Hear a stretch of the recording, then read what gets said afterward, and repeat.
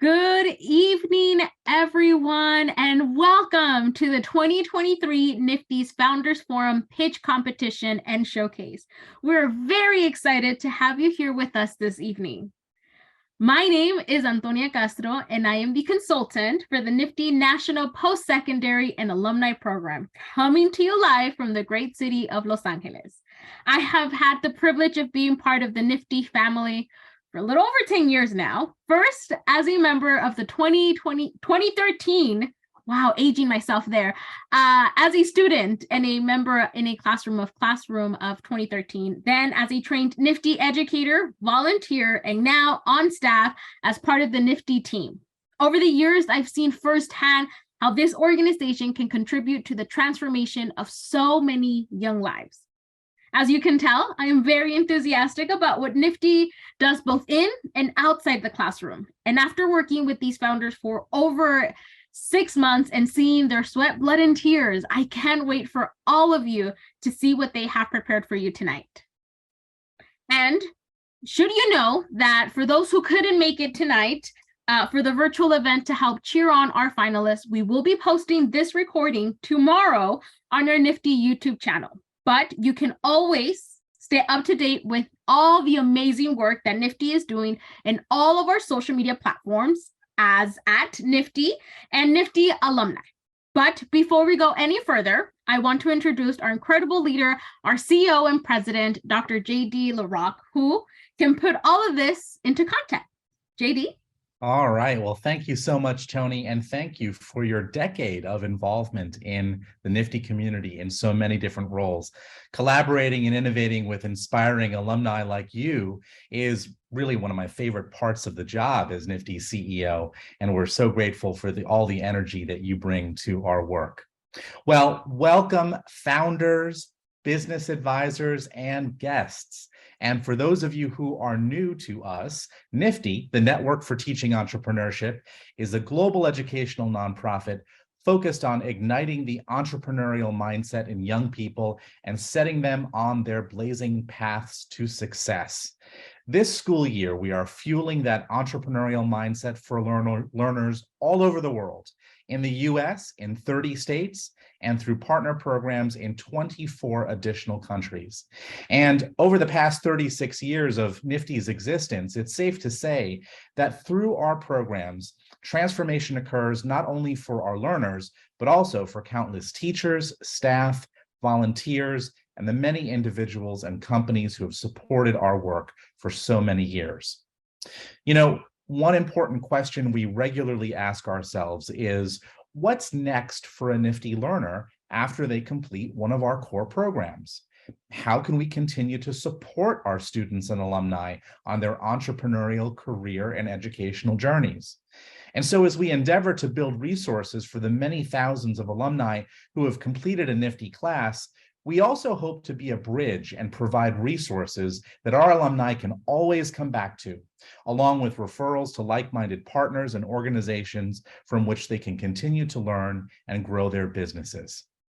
One of the resources that we have built with the generosity of the Citi Foundation, EY, Intuit, the MetLife Foundation, and SAP is the Founders Forum, the reason we are all gathered here this evening. Now, here to tell you a little bit more about the Founders Forum program and to guide us through this evening's competition, please welcome NFTE alumna Vinay Brown. She is the founder of the We Do It For Us network, a member of last year's Founders Forum, Cohort 2, and a program and volunteer coordinator for NFTE's South and Southeast regions. Vinay, it is with great thanks that I hand the virtual mic over to you. And audience, please welcome Vinay Brown. Thank you so much, JD. Good evening, everybody. I'm super happy to be here with all of you tonight and host tonight's event. You know, for me, I took the NFTE program in 2018 as a startup summer competitor. At that time, I had no idea what I would do after high school. Should I go to college or join the military or take up a trade? I just didn't know. But during the NFTE program, I was able to experience a feeling of being amongst so many other young entrepreneurs in training for 6 weeks straight. Not only that, but I was also overjoyed by the NFTE staff, who often reminded me and empowered me to be the greatest that I possibly could. From that point, my entrepreneurial journey never stopped. and I was able to figure out the trajectory of my future. It obviously goes without saying that future was fueled from Nifty. Last year, I was also just as fortunate to participate in the second cohort of the Founders Forum program with my business partner. The Founders Forum program and coaching was incredibly valuable to us as it helped us take our company to that next level. Not only were we able to deepen our company's why, but the Founders Forum program gave us tools necessary to create a robust business plan that we continue to use for grants and other various funding opportunities to this day. I'm also equally as fortunate to have become a part of the Nifty team in terms of volunteerism for both the South and Southeast regions, where I'm working with the staff to support teachers and volunteers in terms of delivering the Nifty program to hundreds of classrooms across those regions. Now in its third year, the Founders Forum program has built a community of investors and entrepreneurs that are interested in engaging with our founders and creating a network that supports these aspiring alumni at a variety of different business stages. Since fall of 2022, the alumni founders that you'll get to meet today have engaged in mentoring relationships with advisors, all while working toward their goal to acquire startup capital. Our founders have been meeting regularly to identify and work towards specific business development milestones tailored to their businesses and their goals. Now, this event will be divided into two parts. First is the pitch competition. Last week, the founders presented their businesses at the semifinal competition, and from that event, the top 3 presenters were determined. You will now see those top 3 businesses present to a panel of judges. After seeing all 3 present, the distinguished judges will then deliberate to determine how to divide a prize pool of, get this, $12,000 among them. And while the judges are deliberating, you'll also have a chance to listen to the fast pitches from the rest of our founders who were also in the program and learn more about what they're working on. If you hear something you're interested in, feel free to join us after the competition at our after party, which will be an open Zoom room where you can meet and talk to the individual founders and advisors one-on-one. And then we'll have the chance to be the proverbial fly on the wall for a conversation between some of our founders and the people shark, Damon John. Now, we recorded this conversation the other day, but personally, I'm looking forward to you guys hearing Damon dish out the incredible advice to our founders and see what amazing questions they had for him to answer. Following that, the judges will come back for deliberation, and then we'll announce the distribution of the $12,000 prize pool. To get here, the founders spent the past 6 months with a volunteer advisor, met collectively with Nifty staff, completed a variety of required items needed to stay in the program, including a 20-page written business plan, as well as a PowerPoint presentation. All of them have put in tremendous amounts of effort and work to get to this point here tonight. So founders, we're excited to hear about your businesses, and we thank you for not only making the time to commit to this program, but for the hard work and perseverance that you've shown yourselves. Now let's go ahead and set the stage and review the competition process. Each founder will have 8.5 minutes to conduct their presentation fully. The presenters may choose to take less time that's been provided, but should do their best to stay within the allotted time frame without going over. Judges will then have 4 minutes to ask questions. Once all founders have presented, the judges will then head into a deliberation room with a Nifty staff member to discuss how funds will be allocated between the 3. So without further ado, let's go ahead and meet our incredible judges. From EY, we have Neat Reader, who, among other things, is the founding director of the EY Entrepreneurs Access Network, a business accelerator program that helps Black and Latino-led companies transcend coaching, connections, and capital barriers to scale their businesses. Thank you so much for joining us, Neat. Thank you. A pleasure to be here. Thank you. Next up, we are also thrilled to welcome Srini Raptadu, who is a global partner leader at SAP, leading strategic alliances with top management firms to help organizations use the power of data, networks, and partnerships in order to transform their businesses and achieve business targets. Glad to have you with us tonight, Srini. Glad to be here. All the best, the finalists. Perfect. And last but certainly not least, we have our third judge, Nifty alum Preet Sabharwal, founder and managing partner of SAB Group, as well as Ocean Block Capital. Now, Preet took the Nifty course at a summer biz camp when he was just in high school, but he's still following that entrepreneurial passion very successfully today. As a regular volunteer for Nifty, we are so glad to have you back again with us tonight, Preet. Thank you so much. Glad to be here. Good luck to everyone this evening. Absolutely. And now let's go ahead and give our judges a quick round of applause and show them appreciation for joining us this evening in the chat. While we're doing this, I think it's probably time for our first founder to present. So team, let's go ahead and give him control to share his presentation.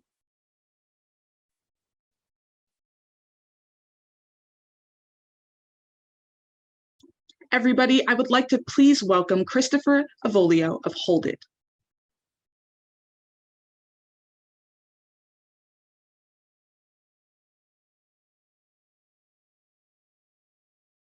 Okay, are you able to see the PowerPoint slide? We can see Yes, it, we looks are. good. Wonderful. All right. Hi, my name is Christopher Avolio, and I am the founder of Huldit. From a young age, I developed a passion for problem solving and creating products. Sorry, my entire script is now gone. I'm so sorry. Okay. From an early age, I knew that nothing could stop my passion and determination for creating products and sharing my business and my inventions with the world. And let me tell you about my first product. So a little backstory. I'm an avid cyclist, and my friends and fellow cyclists were tired of the lock holders on the market as they were made from inexpensive, brittle materials and would scratch your frame and be too noisy during a ride. Of the limited options, the majority of the lock holders on the market are confusing to install, require tools, and are not easy to swap onto another bike you may have. After my lock holder snapped off during a ride, I took it upon myself to completely reimagine how a lock holder was designed. And so the Huldit lock holder was born, a durable, adjustable, and noise-free holder designed to fit virtually any bike or lock and installs without tools. Cyclists no longer need to worry about scratching off their paint because our lock holder is made with grippy rubberized coated straps. Not only is our lock holder convenient and easy to use, it's also durable. Constructed from military-grade, weather-resistant materials, it's built to withstand even the toughest conditions, ensuring that your lock is always secured in place. Additionally, the adjustable design of our lock holder means it can fit virtually any U-lock or bike, including e-bikes. So customers are resorting to very unsafe methods of transporting their locks, and you can see here that a lot of customers are very unhappy with the lock holders that are out there. So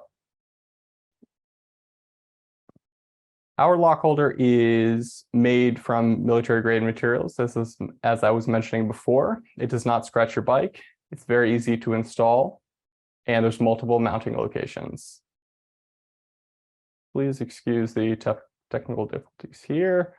I'm so sorry. Since the holder is already in business, we have a lot of analytic data validating who our target market is. Initially, our target market consists of bike commuters and recreational cyclists and active individuals aged 25 to 34, like Tom and Dustin here, who are using Huldit products in these photos.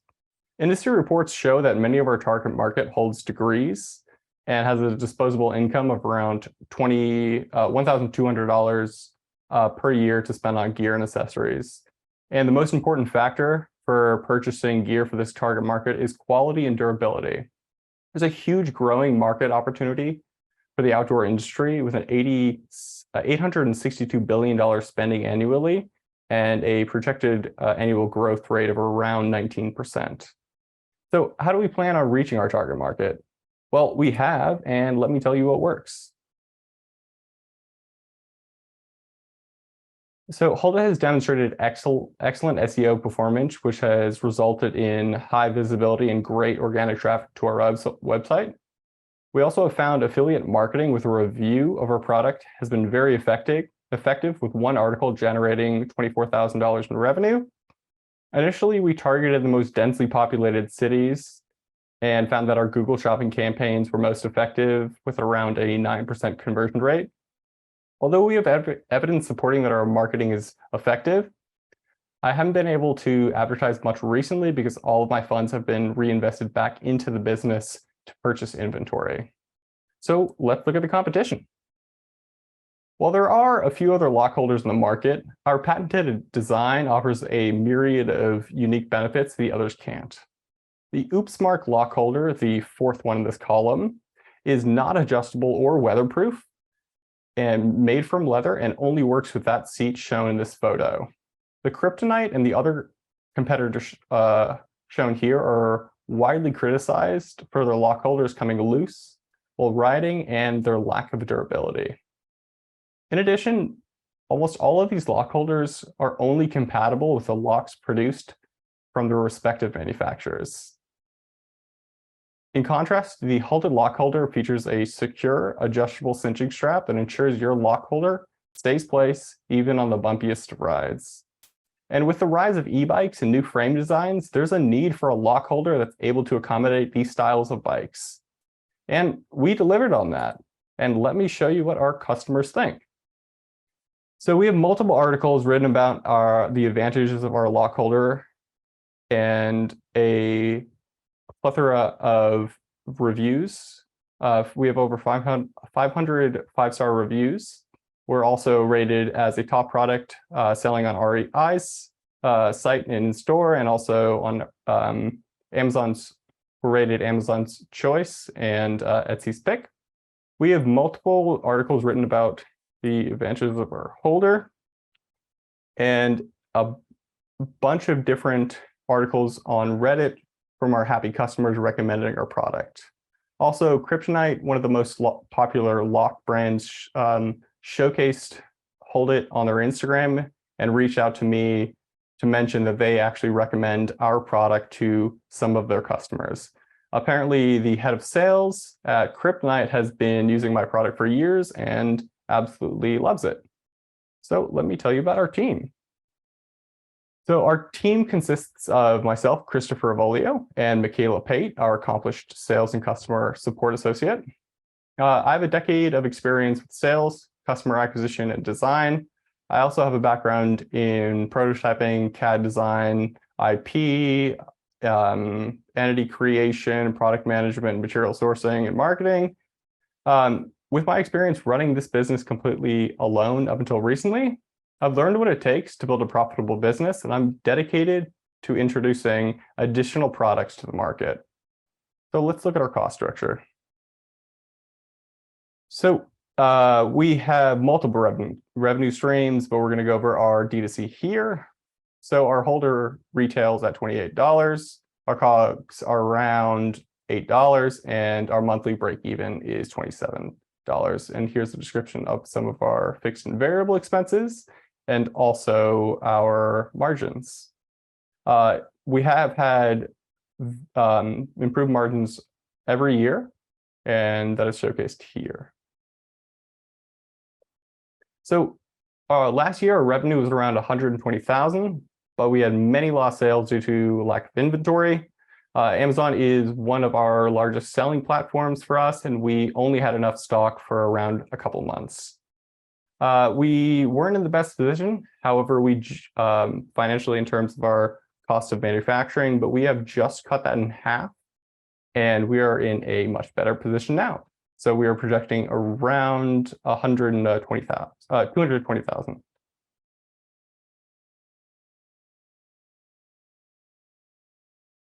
So let's look at our partners. Oh, 1 minute left.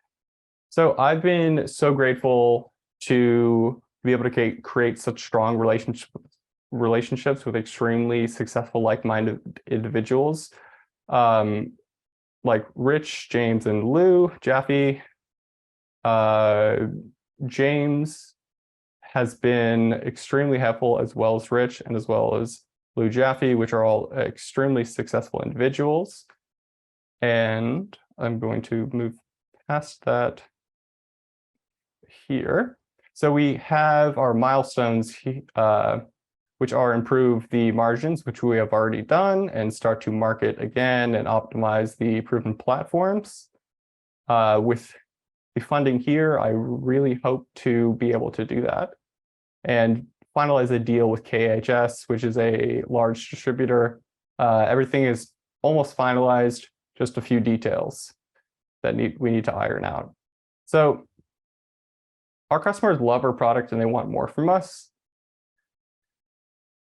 And so I'm asking for 15,000 mainly for inventory. A little bit will go towards marketing. And if there's any leftover, it's going to go towards manufacturing of new products. Thank you all so much for your time. Here's some of our sales channels and partners. I am so grateful for this opportunity. Thank you so much. And I do apologize for how unprofessional this seems right now. Thank you. Thank you, Chris. No matter what, that was a great presentation.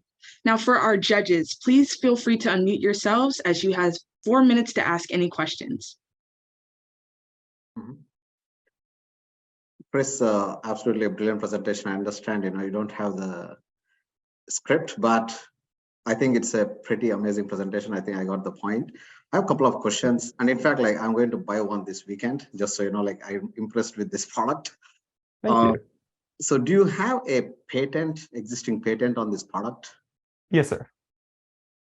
Okay. We have 2 patents. Mm-hmm. Okay. And just one more question before I hand it over to Neat. With respect to manufacturing, where is it being manufactured currently? And let's say based on your goals for the target goals, do you see that as something properly set up, or are you looking for a distributed manufacturing in this?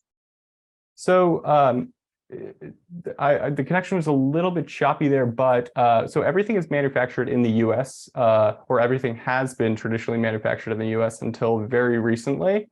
I've worked with a manufacturer for packaging and labels in China for the last couple of years, and I just moved production over there. And that's how we were able to get such improved margins. But that is the 2 manufacturing facilities for the lock holder itself.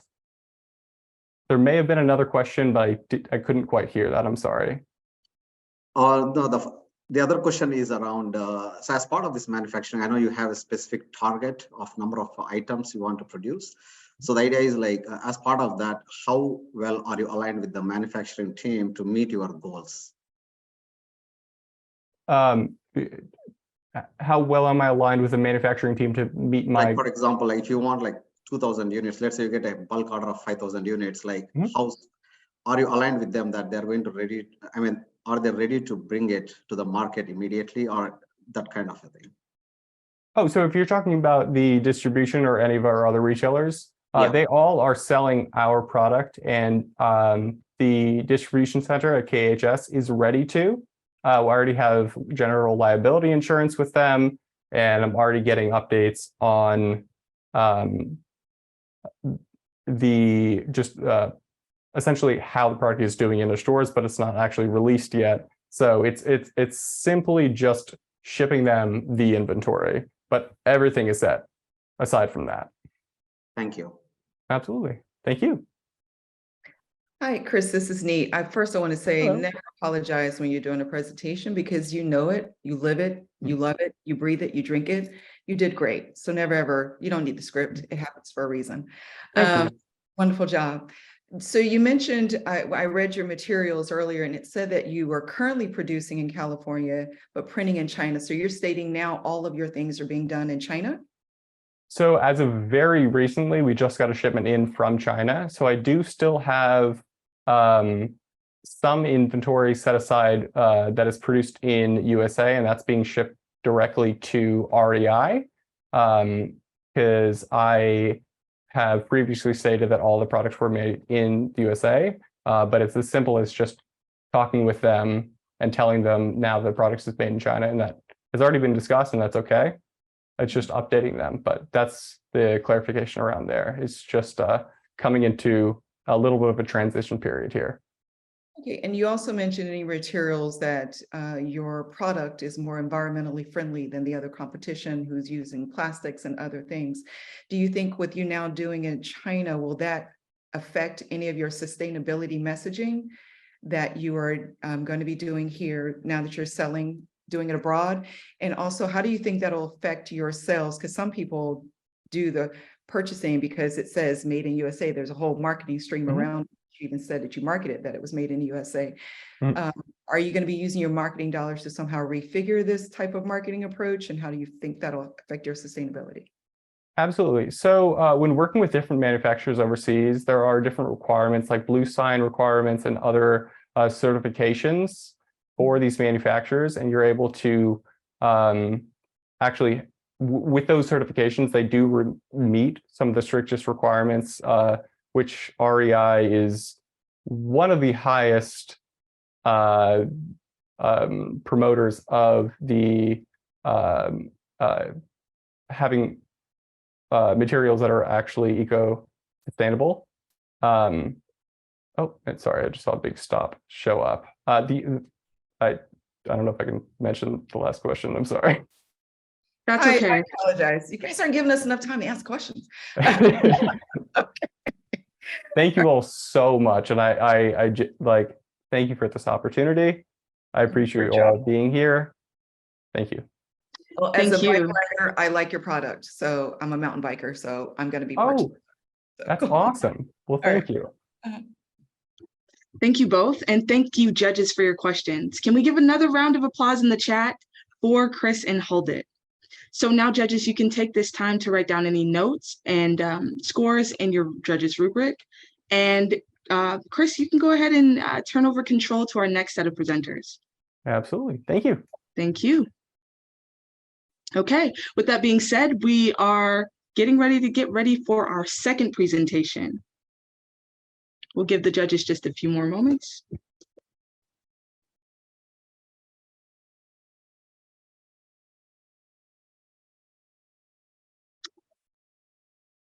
Alrighty, everyone. I would love to welcome our second set of presenters. Please welcome Kailyn, Casey, and Kelly Cage, founders of the Press Book and Wine Company. Hi. And okay.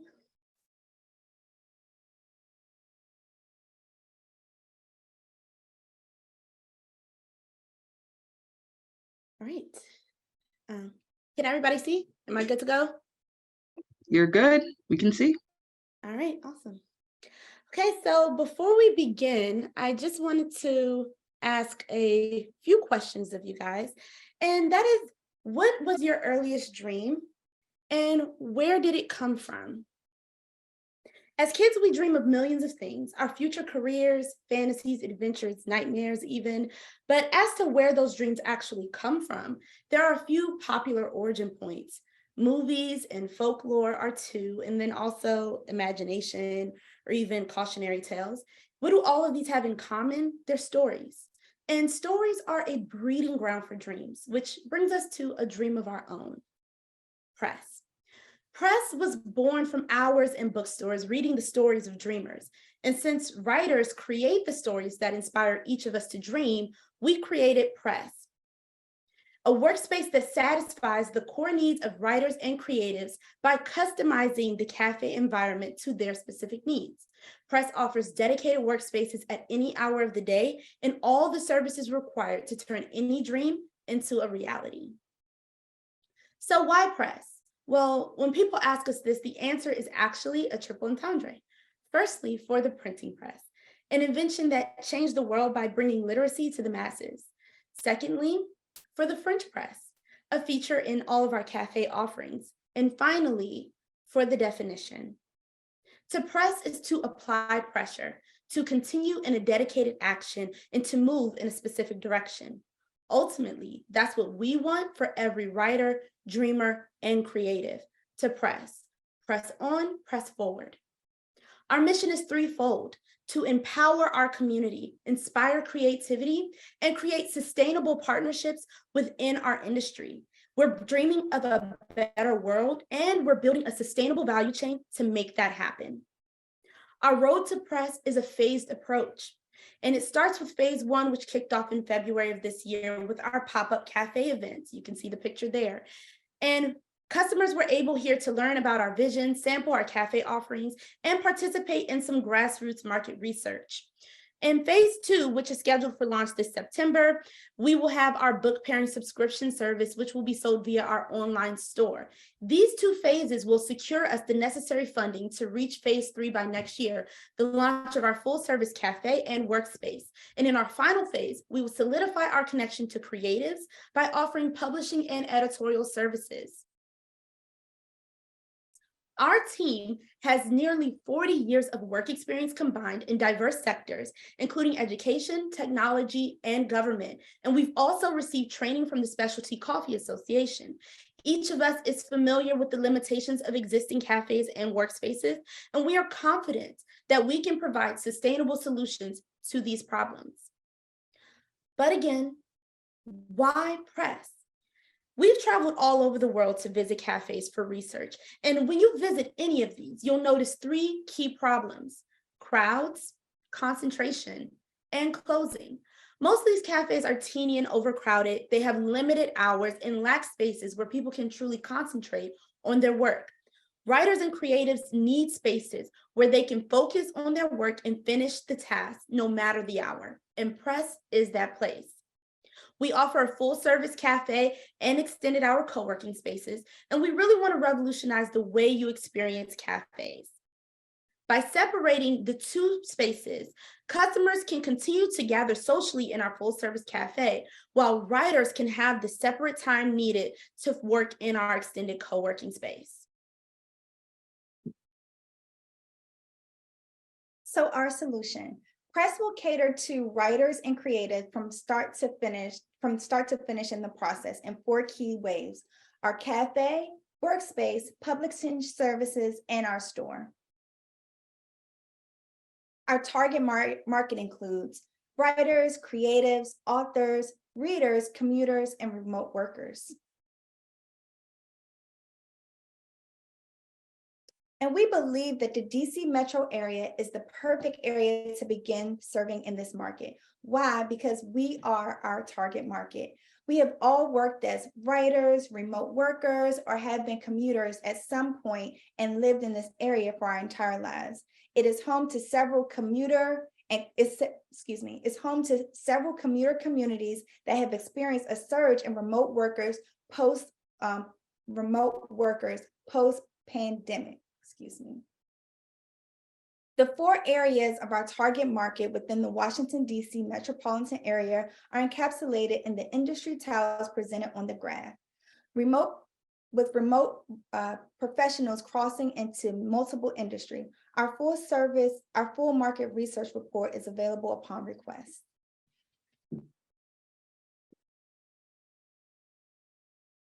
Our marketing plan will focus on 3 specific areas: awareness, purchase, and retention. Through physical and digital marketing, as well as in-person events, we will build customer engagement and retention organically. We are monitoring several key metrics in these areas and already are seeing promising results. Our main competitors are cafes, bookstores, and co-working spaces. In our target market, we've analyzed several competitors to determine how our solution is better suited for success. Press will ultimately have several revenue streams, including membership, sales, subscription, and other services. Our pop-up events featuring our signature cafe menu items are already live. The signature beverage and pastry unit are described here. Our book pairing subscriptions are competitively priced at approximately $90 on average, with new pairings quarterly. This price, we believe, will account for the varied expenses between different books, teas, wines, and other items which will be included in each box. These are our financial projections. Total units include all revenue streams. Net profit is accounting for the removed paying capital. Our partners and resources. We've already begun cultivating partnerships from local businesses and organizations, and we anticipate even more in the coming month, including local businesses and colleges. We have 3 key milestones, one of which we've already met to date of this presentation. We want to ensure that we have regulatory compliance with all of the proper licenses to launch our summer markets, a more sophisticated version of our pop-up events we talked about earlier and we launched in February. Our last milestone is our book pair subscription launch, which is currently scheduled for September of this year.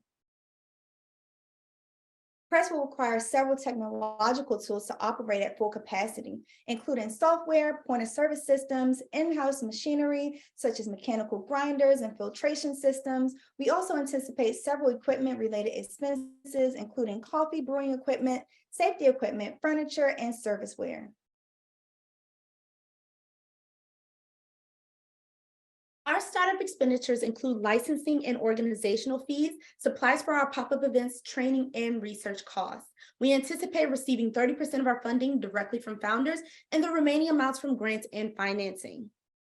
We are seeking $11,000 to establish our book pair subscription service later this year. We're also seeking advice from experts in the coffee retail industry and more. And as we close, allow us to reflect on that earlier question just one more time. Here at Press, we believe it's never too late to chase or achieve a dream. Why? Because dreams are resilient. Thank you, and we will take your questions now. Wow, thank you all. That was an incredible presentation. So judges, you now have up to 4 minutes to ask any questions that come to mind.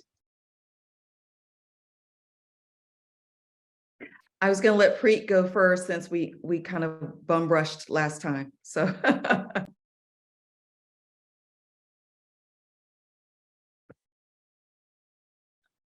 we lose. I have a quick question while we wait. Just curious, you talk about the book pairing. What exactly is that? And I applaud you. I have a sister-in-law who's a writer for Essence, Marriott, travel journalist, all of that. So I know about needing privacy and space to write.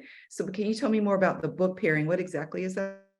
So the book pairing is something that we created for some of our favorite books to match some of our cafe offerings for people who can't make it nearby. And it was actually inspired by one of our relatives who came, tried some of our cafe offerings, loved it, and couldn't find it back in Ohio where he's from.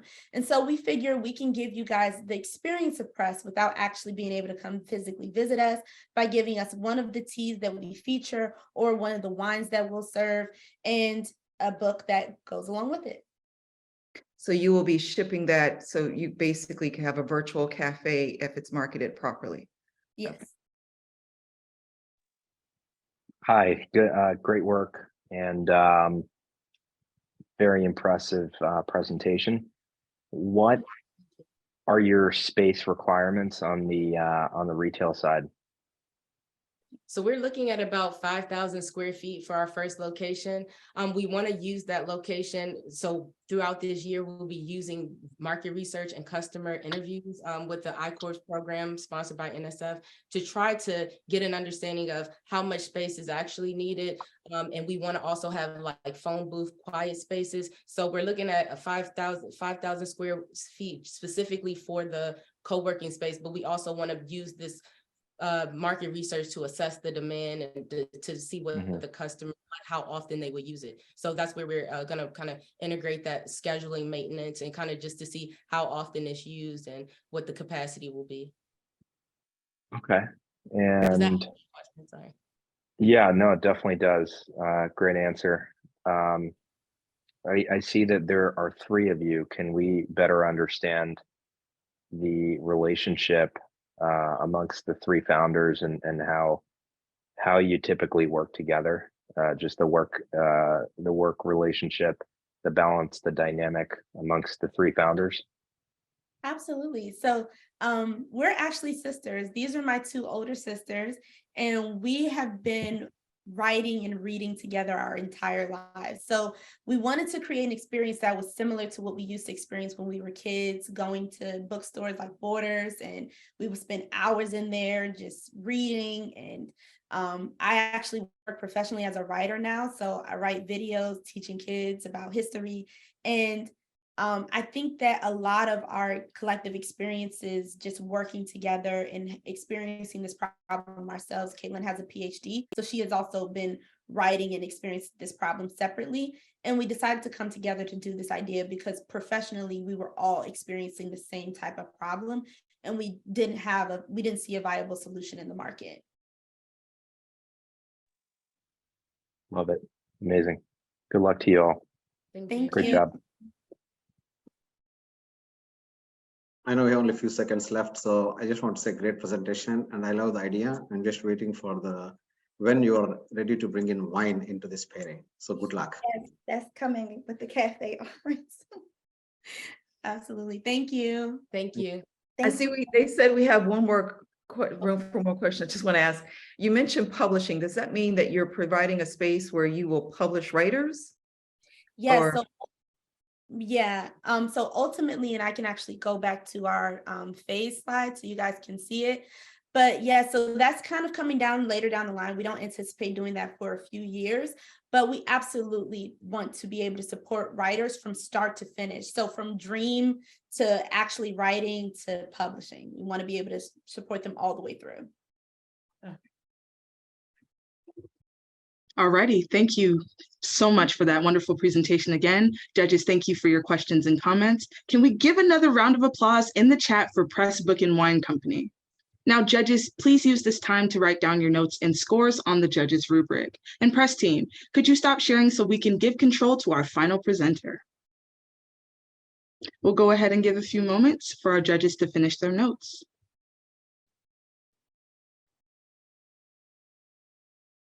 Alrighty, well, finally, we have our third and final founder that's looking to present in our pitch competition. Everyone, please welcome Hariella Lawson-Hogban, founder of Mö'dji.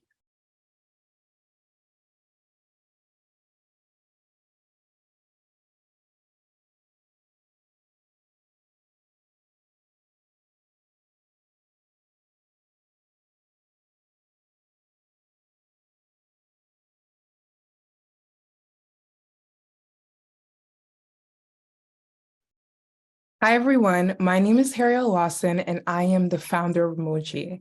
I'm currently the daughter of 2 migrant parents from Togo, West Africa.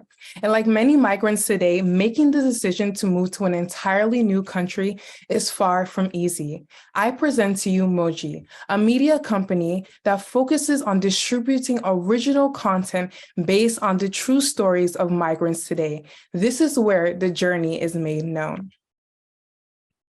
So today, the problem is that there's a misconception behind migrants. There's a current growing population of migrants around the world. In the United States alone, there are 51 million migrants here.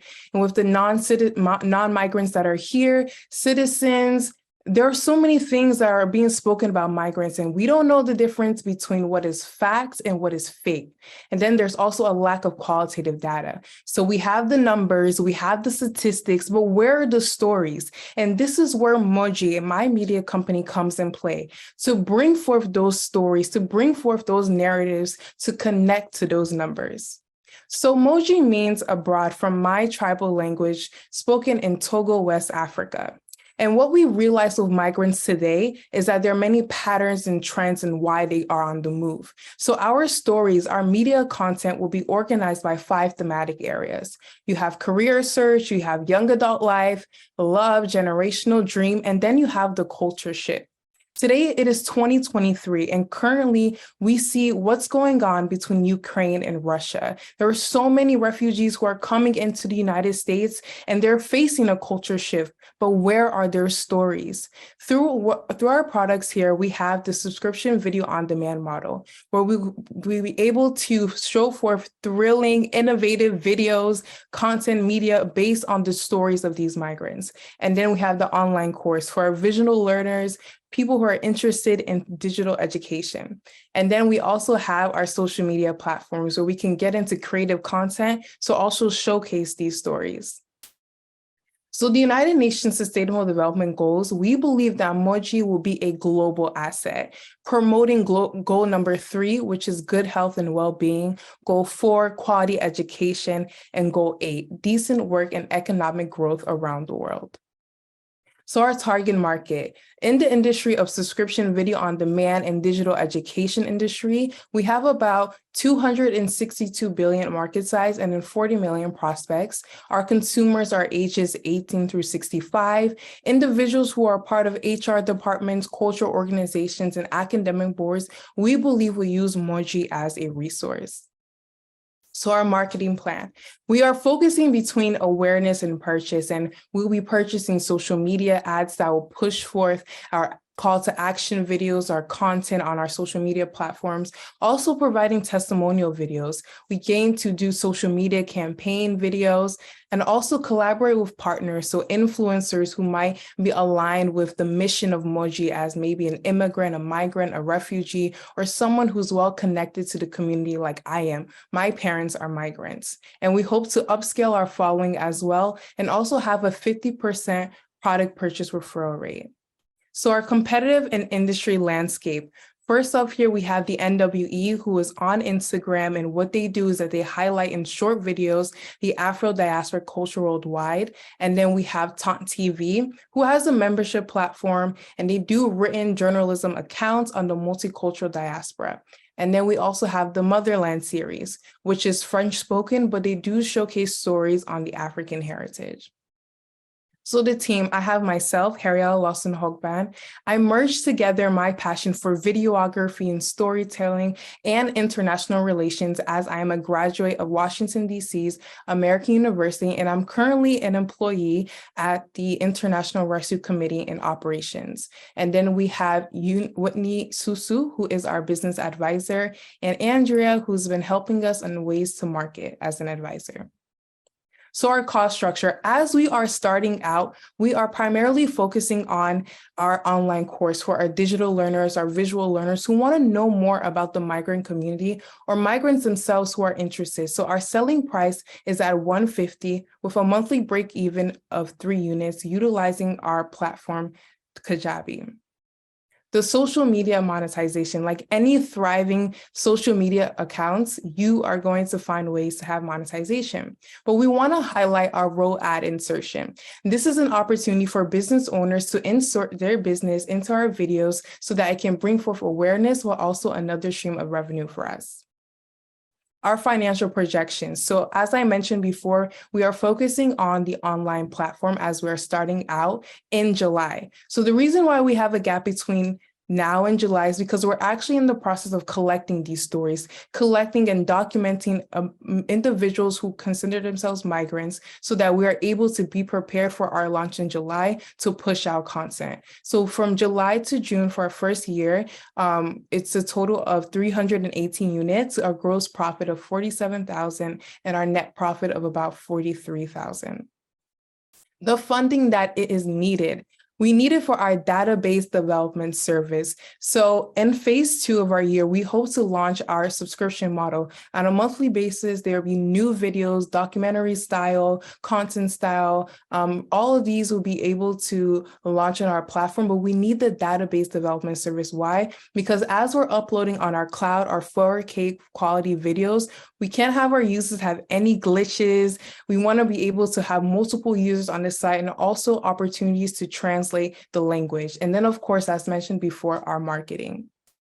Our partners and resources, we are now partnered with the Newark Arts organization that has given us a grant. We also have a furnished studio space and production equipment. And as I mentioned before, I am an employee of the International Rescue Community. So that network will also be a great resource for me to promote my business.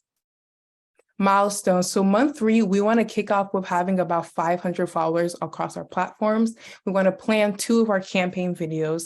By month 6, we want to start launching those 2 campaign videos while increasing our social media platforms. And then also in our first year, by the end of our first year, we really want to launch and have prepared that database development service for our subscription launch. Our ask is for $12K to reiterate, to go for that database development services so that we can have our monthly subscription by phase 2. And then again, I just want to mention that there is a growing migrant population. We cannot deny the voices of migrants today. Like I mentioned before, there are 51 migrants alone in the United States. And considering what's happening around the world, people are always going to be on the move. Whether you're an international student, whether you came for love, whether you're a refugee, it's so important to be able to showcase this in an innovative, thrilling way so that we can tackle down any false narrative and be able to produce more qualitative data and lift up the voices of migrants today. This is Mö'dji, where the journey is made known. Thank you so much, and do follow us on our social platforms before our launch. Thank you. Thank you, Hariella. That was an incredible presentation. So now, judges, you have 4 minutes to ask any questions that come to mind. Incredible job, Hariella. Very impressive business. I think also I saw Steve Mariotti join, so real honor to have him here. So good to see you, Steve. But Hariella, I think my question for you is,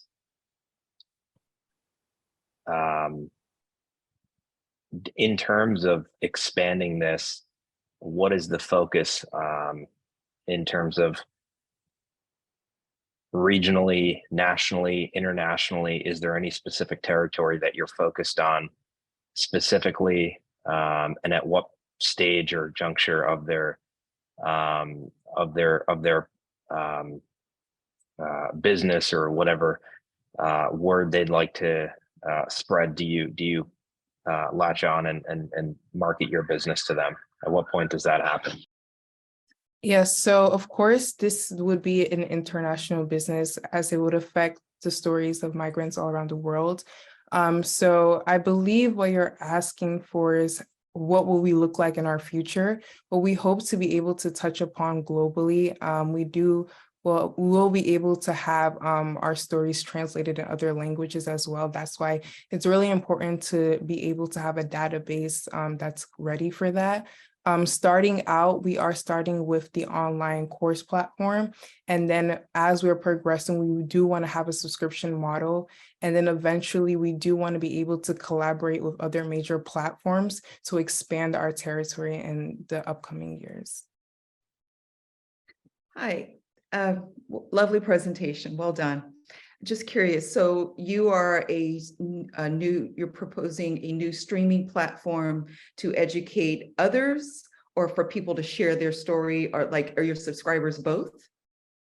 Yes, please. So our subscribers will be both. I know like my parents, they're actually eager to hear about the other migrant stories of other individuals as they've been in the US. So this will be an opportunity for individuals who want to learn off from others. While I was in university, I had many friends who were international students who live a journey of themselves alone and don't really know about the other endeavors of other international students.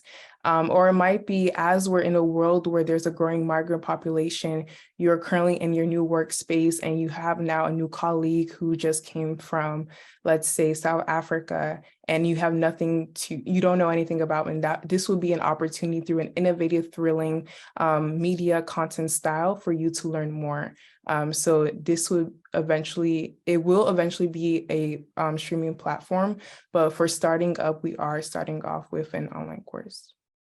Okay, so you're saying it's a course, and when you talk about your database, are you looking to purchase an established database or system that you could expand upon, or is this to start your own and create a new database? To create my own and create a new database. As we're uploading our content, we want to make sure that our 4K quality videos don't have any glitches as our users are watching the series of any sort. So we do want to make sure we establish that, and eventually we would seek opportunities to collaborate. And I think I read in your materials that you have a corporate kind of arm that you're thinking about as well, that is not just individual, but you're thinking about a corporate model, because a lot of companies right now have a DEI initiative, and programs or products such as this could be helpful to them. I'm just curious, do you already have some legway into the corporations, or are you still with the nonprofit leg? Currently, as I'm working at the International Rescue Committee, I've been talking to individuals in my workplace and kind of seeing how that can do. So I'm learning more about it, but it is eventually a goal that I have in store for Mö'dji, my company. Okay, and final question, you said start following you. You have a great following already, and this is just an expansion or the next phase of what you already have, or is this starting over? This is my startup, so I'm launching forth in July, yes. Okay. Sorry, I'm Southern. I have a lot of questions. I talk. All right. Thank you so much, judges. I really appreciate this opportunity. Absolutely. Thank you so much, judges. Can we give one more round of applause in the chat for Hariella? And judges, while they're doing this, please take a few moments to write down your scores and notes on the judges rubric. And Hariella, feel free to stop sharing so we can return back to the main presentation.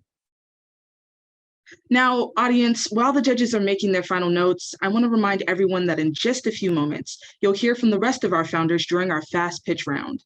They look forward to sharing their business ideas with everyone, so please stay tuned.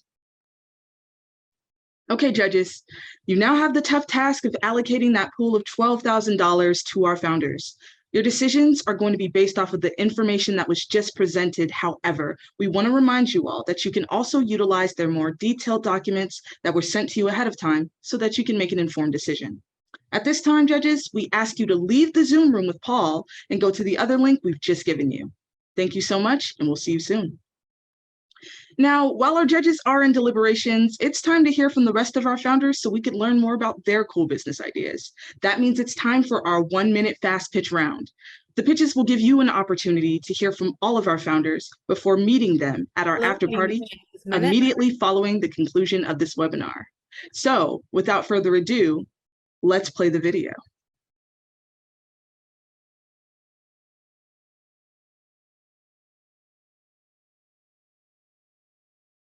Hello, my name is Genesis Mena, and I am the CEO and founder of Groovy Chingona, a handmade Hispanic jewelry and accessories brand operating out of Oxnard, California. Now, I have just 2 questions for you. First, what's your favorite Hispanic food? Mine is tacos. All right. And my second question, why is it that we can enjoy the Hispanic culture in food, but not in jewelry?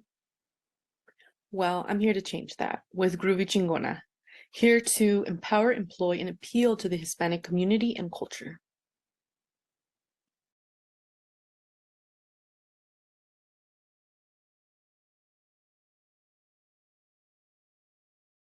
We are Sana Vita. My name's Indy.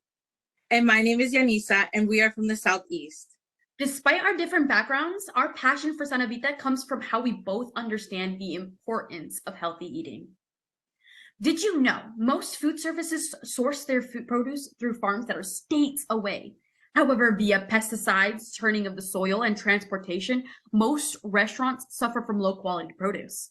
Another issue is that food insecurity is prevalent because most communities do not have access to healthy and nutritious foods. So where does Sana Vita come in? We provide local restaurants with customizable packages of produce grown in our garden. We use an urban farming technique called aeroponics, which allows for us to grow using less land, water, and electricity while producing higher yields of nutrient-rich produce. We aim to combat food insecurity by donating a portion of our profits to build community gardens. Once again, we are Sana Vita, and we invite you to help us grow, harvest, and sustain a healthy life.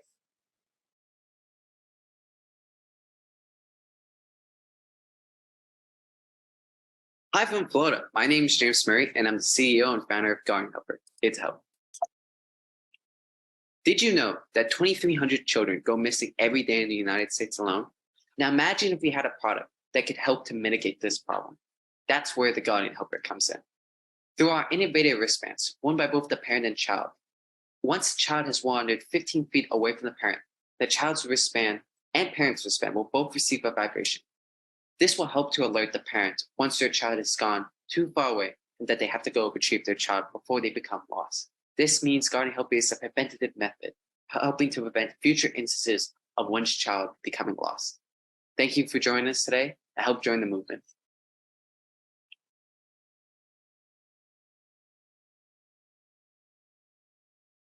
Buddy, my name is Shahir.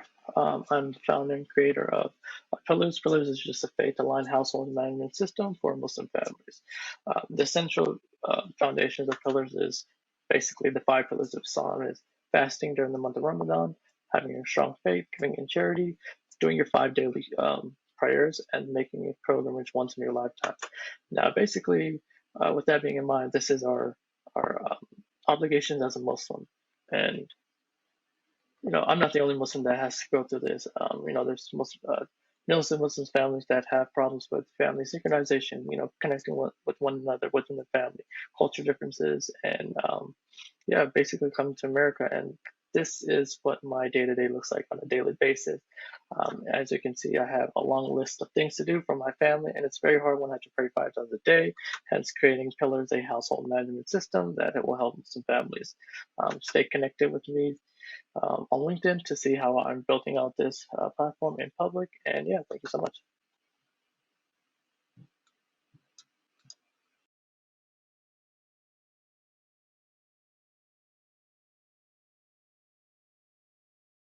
Hi, my name is Melissa Rodriguez, and I am the founder of Reynolds Sports, an athlete representation agency transforming the lives of Latino professional baseball players. I participated in NFTE's Mid-Atlantic Region program. After working with players for the past 4 years, I've noticed there's a huge problem in this industry. Some agents are just doing the bare minimum. Players need agents to go above and beyond to service them outside of equipment or outside of negotiating the contracts every 4 or 5 years. Players need help with day-to-day navigating life in the United States, how to be set up for success on and off the field, and how to be set up for life out after baseball ends. So at Reynolds Sports, we take a holistic approach in managing Latino professional baseball players through our pillars as listed below. In addition to contract negotiation and marketing, which is part of the standard that every agency provides, we'll also provide above and beyond services such as financial well-being, family well-being, and mental well-being, with the goal to empower and educate every player. So we are asking and would love your help with any strategic partnerships, any access to funding, and as well as any introductions to industry professionals, sports industry professionals, and marketing professionals. Thank you for listening.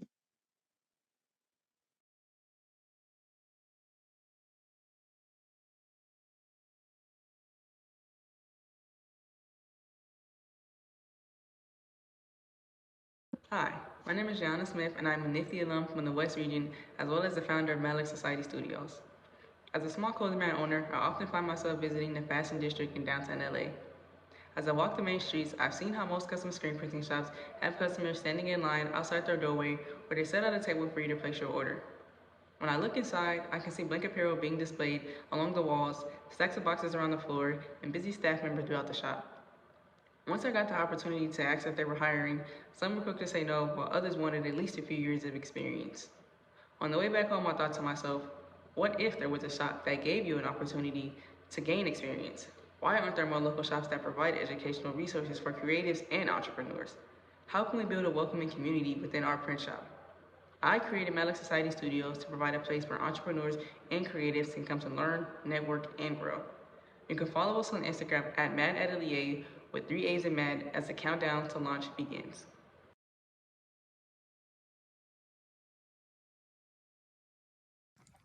How much time do you spend scrolling through TikTok, YouTube, or Instagram?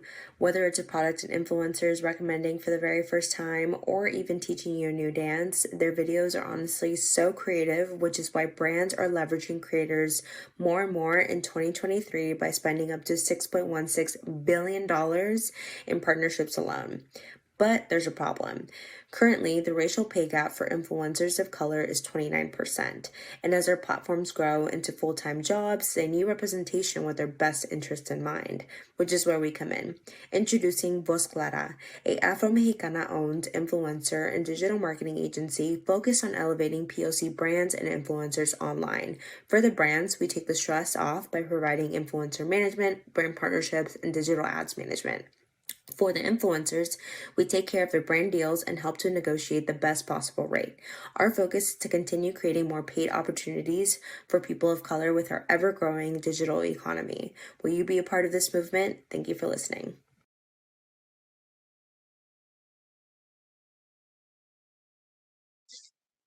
Hi everyone, my name is Ava McKinney and I'm from Nifty Southeast region and I'm the founder and CEO of She Gets Beauty LLC.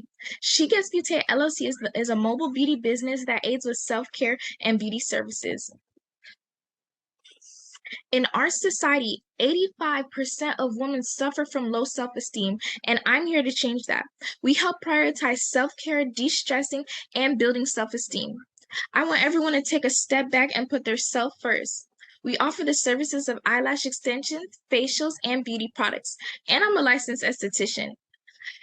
Since everyone is busy with their day-to-day lives, my services are done in a timely manner, and you get the choice to get service in the comfort of your own home, which makes you feel more comfortable and safe there. Make sure to make yourself a priority and check me out on Instagram, TikTok, and Facebook as She Gets Beauty. Thank you. Have a good day.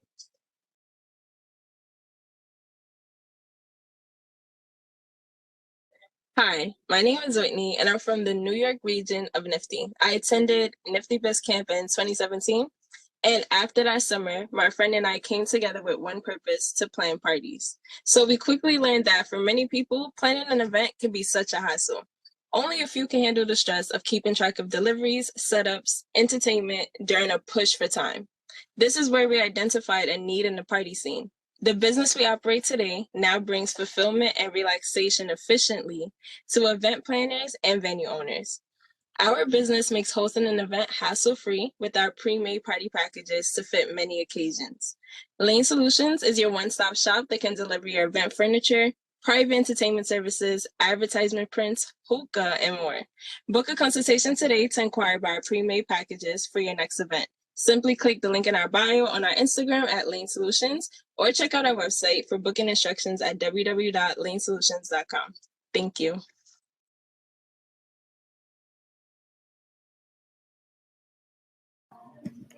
Hi, my name is Amari DeFrance, and I will be discussing my photography business. Growing up, I was given a camera and fell in love with photography ever since the age of 7. I noticed that there were missing memories of my family and accomplishments achieved by each individual for decades. After seeing this need and knowing that my family lived pretty far, I took my camera on every trip I went on and utilized it in my free time. I took pictures of my family and friends, and now at 19, I am following my passion for being a photographer while attending college. After feeling in this need for not only my family and friends in the growing Dallas community, I came to find a struggle to create something more than just your average flash photography moment. So introducing the solution, the 360 camera booth. Throw out your average photo booth and create a photo experience. The 360 photo booth is a standing photo camera that rotates around the subject in a 360-degree motion and captures a live action clip. With the 360 camera, I will be able to not only offer photography sessions, but also rental equipment to cater to your event needs. Thank you. Wow. Well done, founders. Those business ideas are incredibly interesting, and I look forward to being able to speak with you one-on-one with you at the After Party Zoom. In addition to this, each of the founders have been fortunate enough to have been guided by an advisor, the names that you'll see up here on the screen. These advisors are business professionals and entrepreneurs from the NFTE network who willingly share their time, enthusiasm, energy, and wisdom with us. It really helped make the Founders Forum program a unique experience for us all. So on behalf of the founders, we want to thank you advisors for your incredible support. Please give them a shout out in the chat when you can. Alrighty, now's our chance to be that fly on the wall for the conversation with the people shark, Damon John. Let's go ahead and take a look. Welcome, welcome everybody. I hope that you're having an amazing day. I know that us here at NFTE definitely are. And guess what? This day is about to get even better as we have a surprise and special guest looking to speak with us here at NFTE and answer a few questions. I want to note that this person has a avid support for the NFTE Fuel of Future campaign, is the presidential ambassador for the global entrepreneurship, CEO and founder of FUBU. Not only that, but the Shark Group. I want to welcome everybody, the star of ABC Shark Tank, Damon John. He's going to be speaking to us. Damon, thank you so much for giving us the opportunity to take some of your time up and peer into your entrepreneurial spirit. Oh, thank you for having me. Can you hear me? I can hear you well. All right, perfect. I love that intro. Thank you. Thank you so much. Now, in the interest of time, I want to go ahead and segue us directly into question and answers, but why don't we warm everybody up with a few questions from me personally? Sure. Perfect. So here at NFTE, we do believe in adapting the entrepreneurial mindset and we embed that in literally everything that we teach. So for you, what's an entrepreneurial mindset that you connect with the most and that you felt like had the greatest impact on your career to date? I think the entrepreneurial mindset that I connected with the most is that, you know, an entrepreneur is somebody who is out to solve a problem that they thought somebody else would solve and nobody else did it. And they keep going, well, then I'm going to do it better.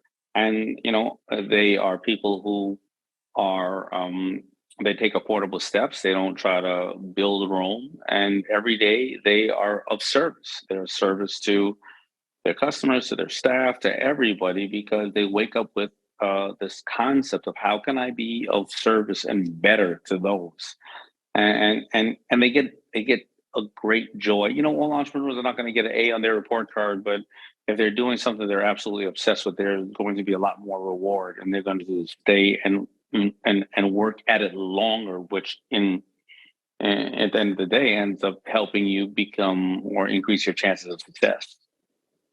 And I love that in terms of being of service to others, because people remember that in the long run. So that's incredible. And then I have a second question. As you all know, this month is Women History Month. And I want to know if you have any words of encouragement or inspiration, motivation for the women out there in entrepreneurship that are just getting started, or maybe are well into their business and are at a roadblock. Anything there? Women are the fastest growing entrepreneurial group. I think that, you know, I'm not taking anything away from dads, but when people are intimidated about entrepreneurship, I think that, you know, entrepreneurship is really nothing in comparison to being a mother. You know, somebody who risked their life to bring a life into this world, and then there's no book that will ever give you play-by-play on what to do with this one or these five beings. A mother will figure it out. You know, and I think that women are excellent communicators. I think they are also more often in touch with, you know, what is driving them and what is not driving them. I'm only surrounded by women. I was raised by a single mother. I don't have any. I have 3 daughters. I have an amazing ex-wife, my new wife. And then I finally found that I had siblings. I had 2 siblings. Guess what? They were both women. So I am a product of strong, amazing women. And through my life, most of my top management have been women. And here I am, and it is because of all the amazing advisors and women in my life. Very powerful. In terms of women in entrepreneurship, whether you're a mother or not, you can figure it out. And I think that's a powerful tool right there to use for anybody out there that might be facing roadblocks in terms of startup or just business or life, period. Now, thank you for answering my questions, but we have a lot to get into from our founders, and I want to go ahead and start segueing over to them. So we do have an amazing question from Shahir. Shahir, when you're ready, feel free to unmute and ask them in your question. Yeah. Hey, Mr. John. First and foremost, I want to say thank you for taking your time. My question is going to take you back in time, actually. So it's if you were a first-time founder at the age 24, all over again, knowing what you know today, what would you do differently? I would understand how finance works. I would understand how money works. I mean, that's what we're here talking about today, Little Dame and Learn to Earn, because I almost went bankrupt 2 times when I did not have money, and I almost went bankrupt when I did have money. A third time. And because the most common thing that I see that is usually stressful to entrepreneurs is the not knowing how it works, how money works, the lack of funding, or the belief that they need funding. Actually, one of the top reasons why entrepreneurs fail is actually overfunding. They borrow $10,000 or $20,000 and they $5,000 website page when they needed $500 Facebook page. You know, they try to, you know, buy a large enough amount of quantity of goods, but rendition 1 is not good. So now they have a larger quantity of inferior goods. They try to advertise and market, and instead of, you know, doing it a very simple way, an organic way, they pay for it. Well, you know, if you have a bad conversion rate, well, buying more of that same ad is not going to increase your conversion rate. So, and when money comes in, they don't often think about the points that they're paying. They're leveraging credit cards at 18%, and various other things, and they just don't know how it works, and they're not wrong for it, because the school system in this country is not set up. It doesn't teach you financial intelligence. People don't know even the teacher don't know what good debt and bad debt is. They don't know what compounding interest is. They say if you don't know about interest, you'll pay it. If you know about it, you'll earn it. But they don't know how the rule of 30-30-30 when it comes to credit. So, it really is about how finance works, because you can have a Rolls Royce and your business could be a Rolls Royce, but if you don't know how if you don't know how to put gas in it, where are you going?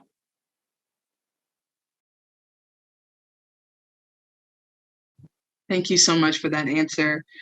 We have another question from Hariella Lawson. Go ahead and unmute and ask them your question. Hi, Mr. John. Thank you so much for being here as well. My name is Hariella, founder of Mö'dji. And my question is it typical to always have a positive cash flow each month in a business? And if you can elaborate more. No, it is not typical. I mean, you're supposed to. I mean, at the end of the day, business is very, very simple. You increase sales or you reduce costs, right? But most businesses are cash strapped. Businesses, cash flow is something that's always needed, because you're in between this area of, first you're investing to get it up and going. Then if it is going really well, you're trying to improve the processes, and bring in, whether buy more to reduce your cost of goods, or bring more people in, or expand the offering.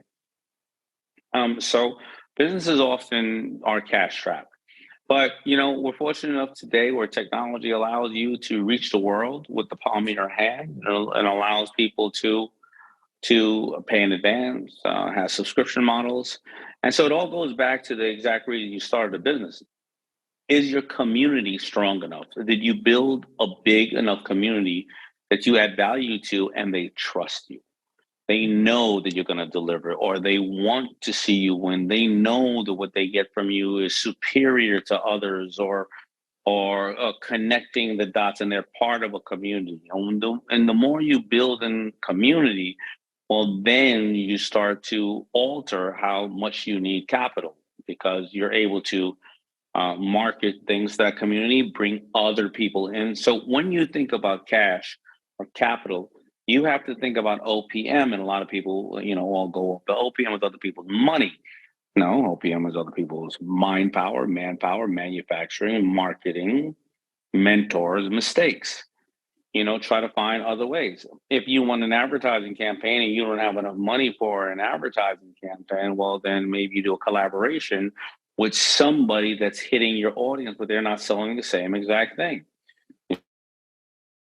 If you have an excess amount of inventory and you want to get rid of that inventory, and you have gloves, argument's sake, if you have that, then other people who maybe are the same type of store that is selling boots or hats, you go in and try to do a trunk show in that store, so that you get to up their average sale price, bring more value to the customer, not sell a competitor product. And because you already laid out the capital for it, they don't have to buy it from you and be cash strapped themselves, right? So you're using other people's marketing. There's various different ways, but you have to be very creative in thinking about it.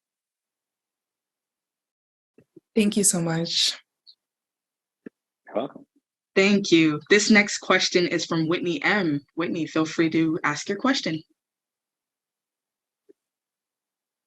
Hi, Damien. It's nice to meet you. Thank you so much for taking time out. So my question is, I want to go ahead and build an empire, right? I've been watching you for a really long time, so I definitely want to acquire like 7 streams of income. And my question is the LLCs, right? So I'm thinking, for that empire, should it all be under one LLC, or should it be multiple LLCs, but like having that one name that has all those businesses under it? That's all depending on the purpose you're doing it. Again, you have access to a massive, that's what I love about it. If you have access to a massive amount of legal minds, but you may be asking from a branding aspect instead of from a legal aspect. You may be wanting to say, well, I want to be, Sephora, and Sephora has various divisions, argument's sake, right? It has, and so that's a branding aspect, right? A legal aspect. So, the holding company that I have, that I founded, is called GTFM, and underneath GTFM we have FUBU, we have Kuji, we have Willie Esco, and various other brands. Nobody knows what a GTFM is, but that is structurally for just legal reasons. So branding the LLC itself and or the legal structure are two totally different things. Okay. Thank you so much. You're welcome. Perfect. This next question is from Chris Argote. Chris, take it away. Chris Argote here, founder of Credible Coverage. I help people grow their health and wealth. Thank you for your time here today. My question is, I was a one-man show as an entrepreneur, and I found it really hard to ask and reach out for help. What was the first thing I could have done? So what was the first thing you delegated to get off your plate so you could focus on higher priority items? Like what specific item let you kind of focus once you got it off your plate? Well, I have three partners. I don't necessarily recall the first item. Well, I did, I kind of went to an embroidery house. But I think your question, to answer it to serve your purpose as well as everybody else's, there's a couple of different theories. So Kevin O'Leary would say that sales is somebody that you hire, but you may be a great salesperson, right? And he goes sales and then accounting, right? Because you want to be able to get the goods out and have money coming in. And when the money comes in, as we're talking about now, you want to make sure it is that money, that fuel is utilized the right way. I believe that if possible, you should try to replicate what you do first, meaning that you want to try to get to an understanding of all aspects of the business. Will you be the best social media person? No. Will you be this? Will you be that? No. And there's so many different aspects. But if you yourself, you get a person in who does exactly what you do, well, you have two indicators. I can do it better. This person is no good. Or this person is a rock star and I can pay attention someplace else. If you hire somebody who's doing something you don't know how to do at all, well, then if they're really good, they may hold you hostage and say, I got the keys to the car. If you want me to do more, I'm going to double and triple it. Or if they're really bad, you don't even know why they're making excuses for you, right? Because a lot of times a salesperson, you know who they're selling? You, especially in clothing, right? It's like, oh no, they're going to buy it in 6 months if you just made purple. They just got another 6 months of a job, right? So I always say try to replicate yourself. I do not want you to be a jack of all trades, but you need to also understand the basics of a lot of things. And if you are not understanding the basics of a lot of things, such as, let's say, finance and bookkeeping and accounting, there's obviously services that you can hire people per hour to do those. But if it is going to be a core aspect of your business, such as social media or design or whatever the case is, you need to really try to understand the fundamentals of that so you can be better equipped when you are hiring new talent. Thank you so much. That's excellent information. Thank you for that. The next question comes from Kailyn Cage. Kailyn and team, please take it away. One question you have for Damon. Thank you. Thanks again, Damon, for being on with us. Casey's going to ask the question. Hi, and we're founders of Press. It's an extended hour cafe. Our question for you is, do you have any advice on scaling your business and establishing manufacturer relationships? Any advice on scaling my business and scaling your business and establishing, I'm sorry? Manufacturer relationships. So relationships with manufacturers or, any other like supply chain partners. Really tough question because manufacturers come and go, the climate comes and goes. Sometimes in my business they're making, when I started, heavily in Guatemala and China, and now it's Turkey and Mexico. Quality control is always an issue. The only thing I really say about manufacturing is you have to constantly keep looking for new opportunities and new people. The best way to do that is go to the trade show of your industry and walk the trade show. Do not exhibit at the trade show, walk the trade show, so you have more fluidity to be able to walk the trade show and ask for other manufacturers. Of course, you always have to feel free to get recommendations from manufacturers, but that's sourcing. So sourcing people and capital and manufacturing are always going to be the three biggest challenges of any business, and it's going to be something that doesn't stay the same. 3 years ago I had to source people in New York. Now I can source people virtually all around the world, right? 20 years ago I had to source capital from a traditional bank. I can source pre-orders and money from people in a different way these days, right? So again, it is constantly, and don't get comfortable with one manufacturer. You always have to test. So I'm sorry I can't give you a granular answer because I don't know the actual granular challenge you have, but that's the best I can give you in general. Thank you. Thank you.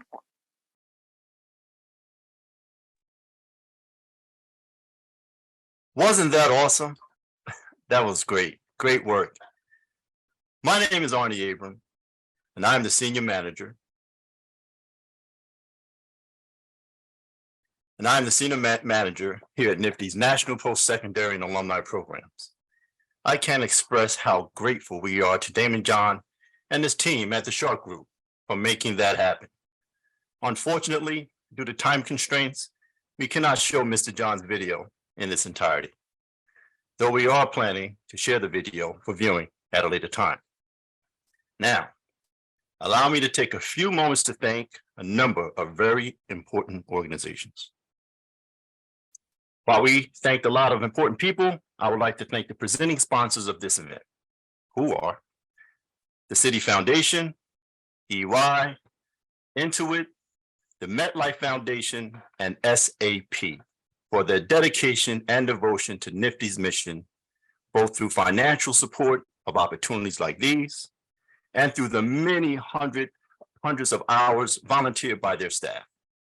I would also like to thank all the advisors, connectors, and investors who are here tonight and who have shared their valuable experience, business networks, and funding with our founders. I would also like to extend my thanks to our audience who are joining us from all over the country. Thanks again for taking the time to be here. Your presence, even virtually, demonstrates your passion for entrepreneurship education and your support of NFTE's mission to fuel the next generation with tools to activate their entrepreneurial mindset. The Founders Forum program is still quite new, yet it's on its way to becoming a cornerstone of our alumni. It's a program we are planning to grow over year after year after year, but we can't do it without the help of our sponsors and the volunteers that facilitate the success of this program. So if you're interested in joining us to help build the Founders Forum program and to continue to help our alumni take their businesses to the next level, you can click on the links in the chat. One link will lead you to the information about how you or your organization can donate to the work of Founders Forum program. The second link is an interest form. For those of you who are would like to be involved as an advisor or as an alumni participant for the next cohort of founders, please make a mental note that recruitment will begin very soon. Or you can contact me. Again, my name is Arnie Abram via email message. My email address will be provided in the chat box. So please consider being part of this fabulous program. Finally, none of this would be possible without the focus and dedication of these NFTE alumni who have buckled down and put in the hard work necessary to grow their businesses. We celebrate you. We appreciate you. your perseverance in making the Founders Forum program what it is today and what it will become tomorrow. Please, everyone, join me by applauding our founders and wish them well both now and in their future endeavors.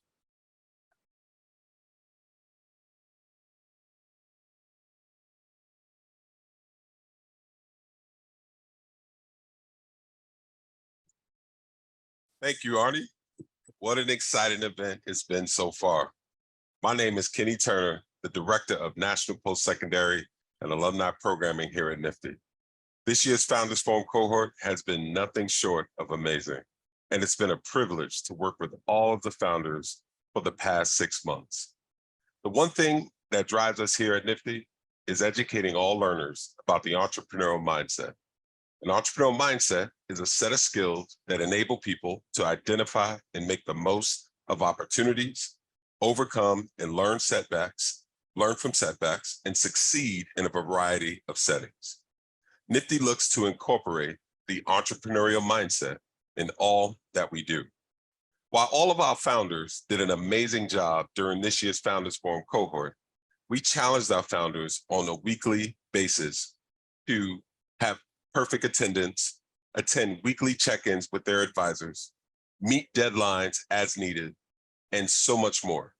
Not to mention, they had to overcome life circumstances and pivots as they were going through the program for the past 6 months. In addition to our finalists, we wanted to recognize other founders in the program that exemplified excellence in several of the mindset domains.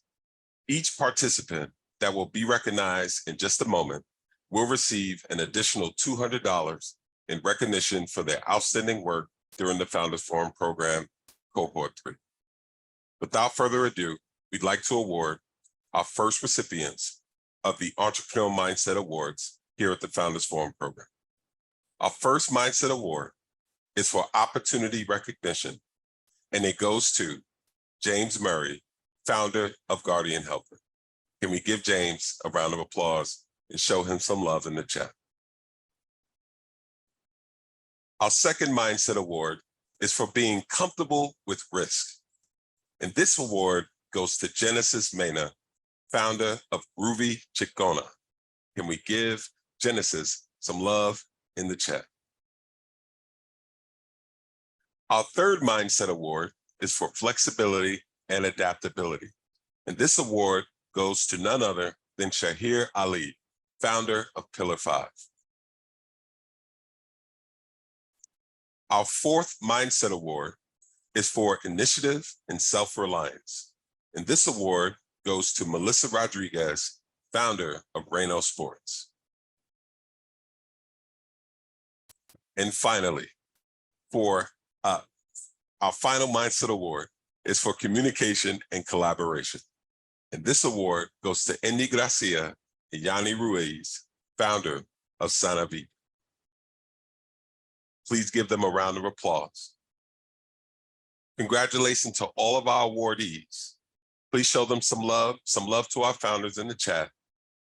And with that, I now yield the floor back to our host, Vinay Brown. Thank you, Vinay. You're welcome. And as Arnie said earlier, this group of advanced alumni business owners have been working since last fall on several initiatives. Tonight's event is the culmination of all of that work. As we all know, it isn't easy to look closely and critically at your own business to make strategic decisions, but these founders made all of those important iterations over the lifetime of their entrepreneurship journey. Now, judges, I offer you the opportunity to share a few of your overall thoughts, and then to announce who is awarded what amount from the $12,000 prize pool. Feel free to take it away.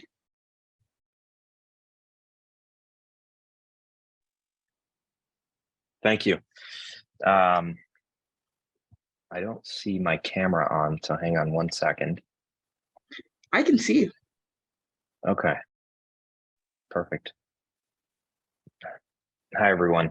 I'm going to be starting off with some of the commentary and the feedback that we have. First of all, just want to congratulate everyone on getting so incredibly far.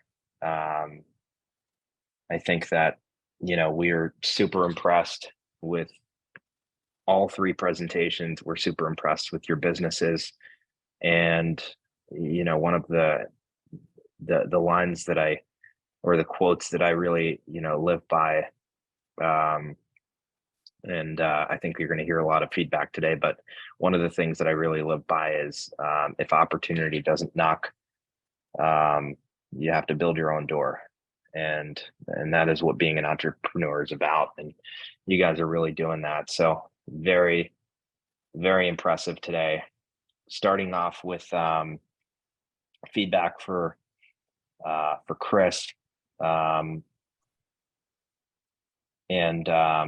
his business. We overall were very impressed by your presentation. We like the product. We thought that the product offered a great solution. Some of the things that we thought could be potential objections for you in the future that the judges brought up as potential objections were that your product could potentially be replicated in some fashion with minor changes. On the production side of things, there could be some pricing disparities between your product and a competitor's product, and their ability to price cut you simply by mass producing and just being outcapitalized. So being outcapitalized is a big challenge when you're building widgets, and incredible product, solves a great problem. I know many people have already mentioned on this phone call that they're going to be purchasing the product. So very impressive. Moving on, and I do want to open it up actually to my fellow judges who had feedback as well. Neat and Srivanas, do you have anything else to add there for Chris of Huldit? First, I would just say great presentation, and I'm excited about what you mentioned that you can bring more products to the line, and I'm looking forward to seeing what you create to add on to the biking industry. As someone who make a better seat. My butt hurts when I ride on those mountain bikes. Yeah, it's honestly a great idea, and I think we all know simplicity is the ultimate sophistication, and you showed us today, and your passion for the product really came across. All the best. Thank you all so much for the feedback. I have noted it all down, and I appreciate it. Thank you. Thanks, Chris. And thank you, judges. Moving on with more feedback, we're going to dive into the second presentation. And we're going to talk about press. Again, a very, very impressive presentation, a great set of data points that was presented. Overall feedback is we love the concept. We feel that the concept was very well investigated. We think that it's a very competitive industry, and we believe that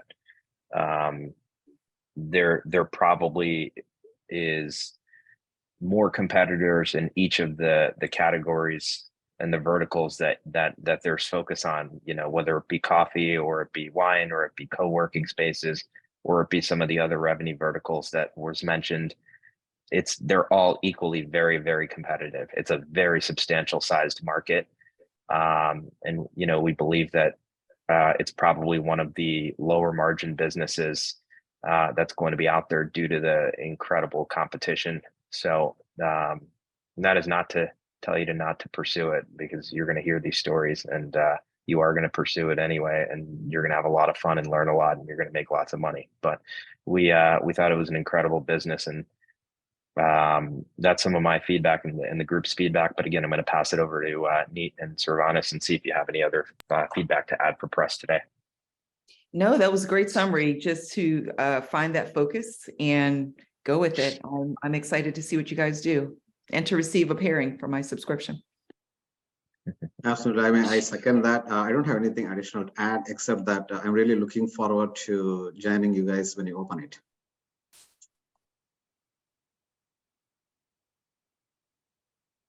Thank you, judges.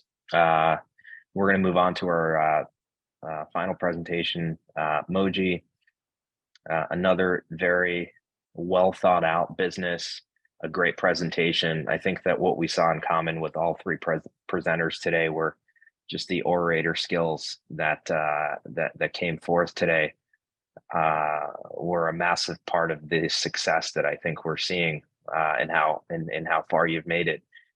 But incredible speaking skills in this presentation specifically. I noted the general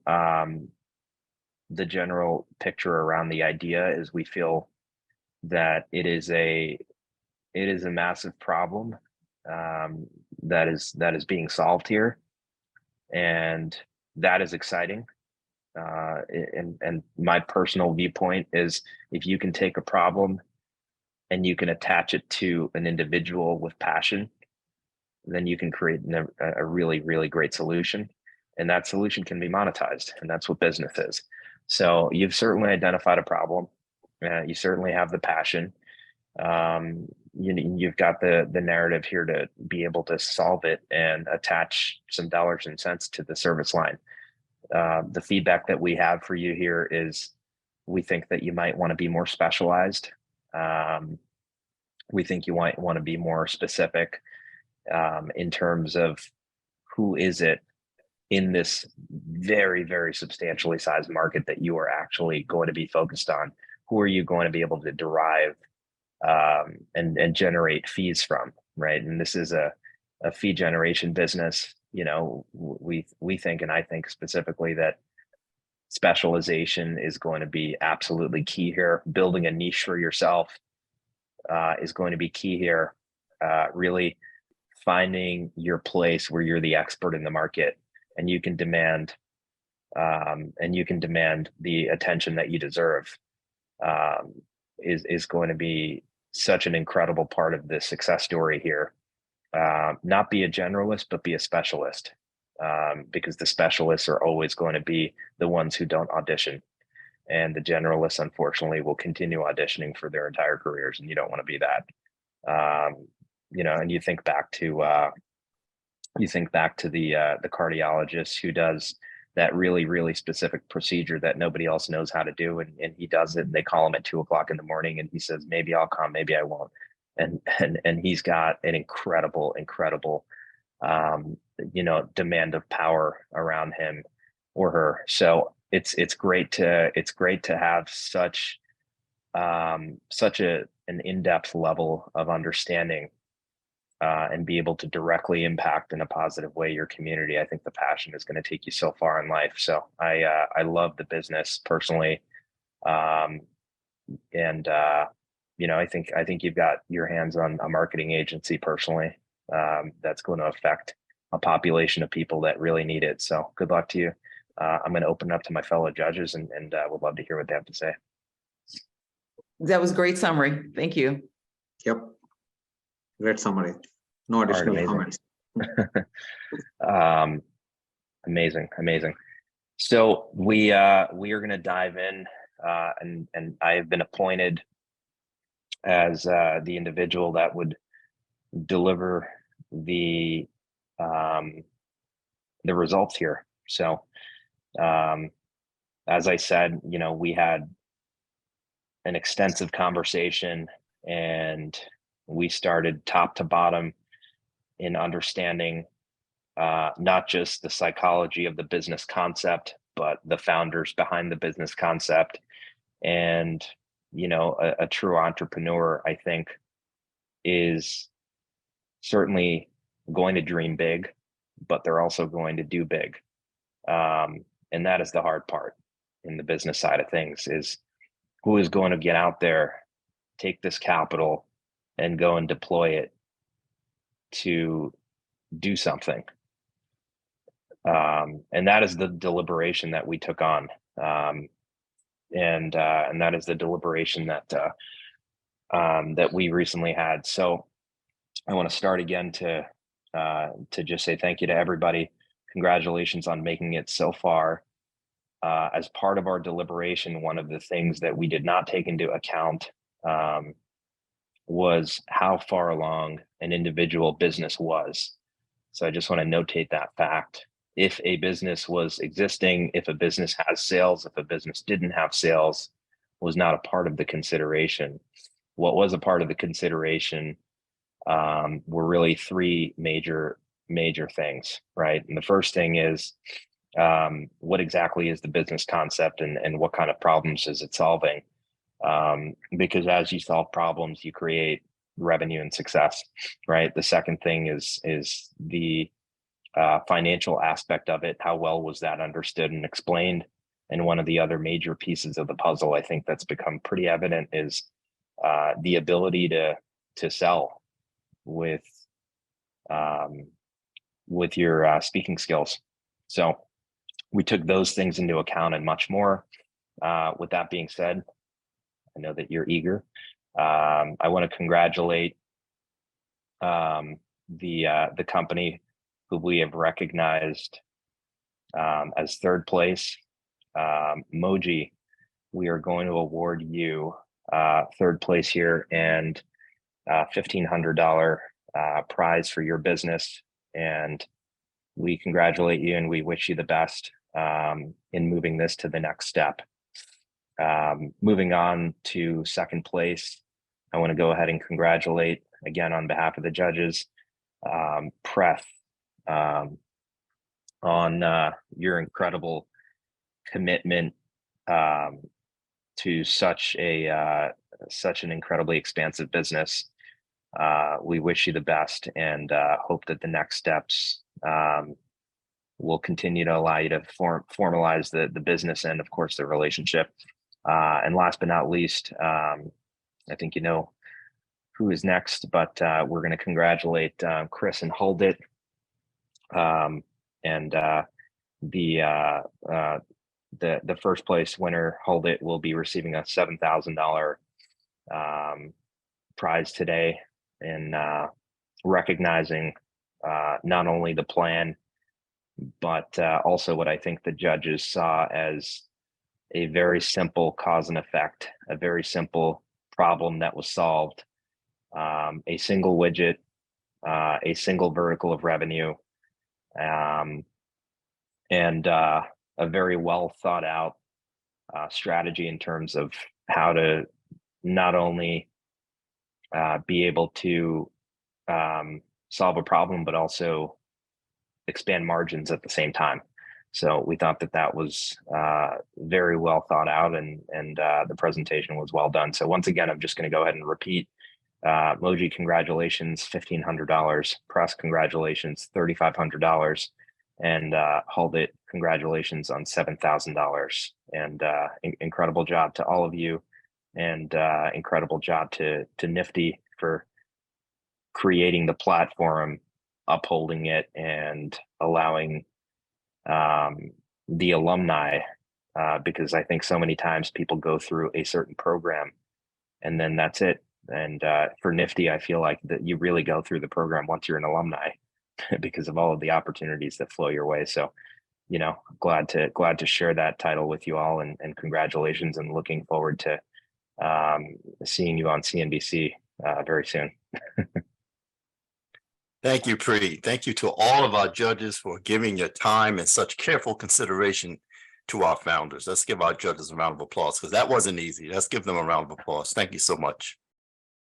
Congratulations, founder Chris, for receiving the largest part or portion of the prize pool. Do you have anything you'd like to say to the judges or about this experience? Chris, please unmute yourself and share a few words. So one, I just wanted to say that everyone's presentation was incredible, and I know that you all are going to do very, very, very well. And I have complete confidence in your guys' success. And I also wanted to give a huge shout out to NFTE. It has been an incredible platform and an incredible opportunity for me to continue growing this business and to learn. And even when I was much younger, with their Superviz camp, they've provided so much expertise and so much background and education in business and how to actually launch a product. I just am ever grateful to all of you. So thank you so much. And I'm so excited to continue growing this business. Thank you, Chris. Thank you to all of our finalists. Thank you to all of our judges. Again, thank you for all of our sponsors and all those who are in attendance tonight. Job well done. Again, let's have one last virtual round of applause for all of our finalists. Again, to all of our founders, the advisors, all the incredible judges. Please, let's give them all one last round of applause. Most of all, let's give an amazing round of applause to our host, Vinay Brown. Thank you so much, Vinay. Please, let's give Vinay a round of applause. As Vinay explained earlier, this concludes the competition portion of our program.